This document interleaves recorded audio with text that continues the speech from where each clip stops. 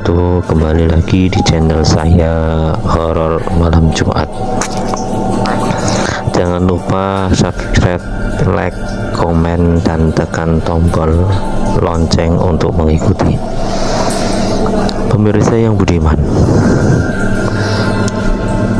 malam ini aku akan menceritakan tentang sesosok wewe gombel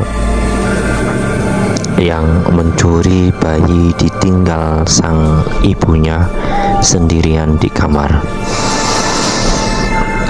Tepatnya pada jam 5:30 sore. Sang ayah baru saja pulang dari kerja. Dengan rasa lelah, sang ayah langsung menuju ke ruang meja makan.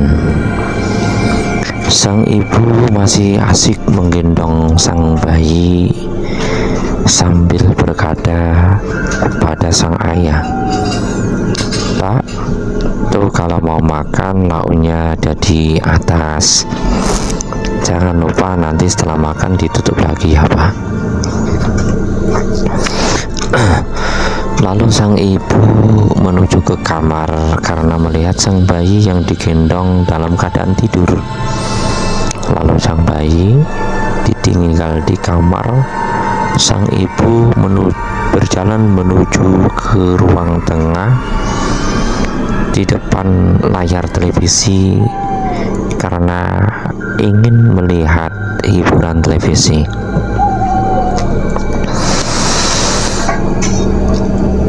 Ketika itu sang ayah dalam menganjal perut atau makan sudah selesai, lalu menghampiri sang ibu sambil bertanya, "Bu, didik bayinya di mana?"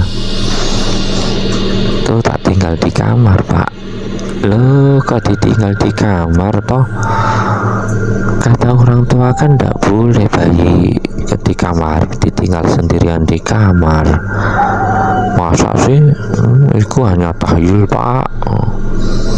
Coba sana ambil adiknya biar saya gendong." Lalu sang ibu bergegas menuju ke kamar dengan niatan ingin mengambil sang bayi yang masih tidur di kamar.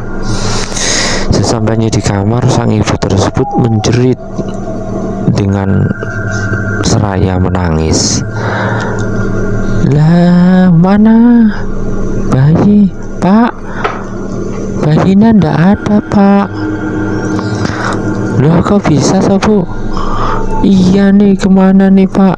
Anak kita di mana nih, Pak?" Lalu sang ayah lari menuju ke kamar. Sesampainya ke kamar, sang ayah mencoba mencari sampai ke kolong tempat tidur, namun tak ada hasil yang ditemukan. Lalu sang ayah bergegas lari meminta tolong pada warga setempat. Nah, semua warga berbondong-bondong karena mendengar cerita tangis seorang ibu. Sang ayah berlari ke tempat orang pintar yang berada di daerah tersebut, lalu mengajak seorang pintar tersebut, dan sang orang pintar bertanya pada seorang ayah, "Pak, hilangnya jam berapa sih bayinya?" "Baru saja, Pak." "Oh, umur berapa?" "Masih 7 hari." "Wah, masih bayi." "Udah, sebagian warga yang punya tontongan harap dibawa ke sini." Lalu sang warga kembali yang mengambil tontongan. Setelah tontongan sudah terkumpul dan masyarakat sudah terkumpul, lalu orang pintar tersebut mengajak semua warga menuju ke belakang rumah sambil membunyikan tontongan. Gak lama kemudian, tepat di belakang rumah, karena rumah tersebut tidak jauh dari hutan, mendengar tangisan bayi yang menangis-nangis. Lalu semua warga menengok ke atas karena sumber suaranya di atas. Setelah dilihat di atas, langsung semua warga terkejut karena melihat ada makhluk aneh memakai baju putih yang lusuh dan rambutnya terorek panjang.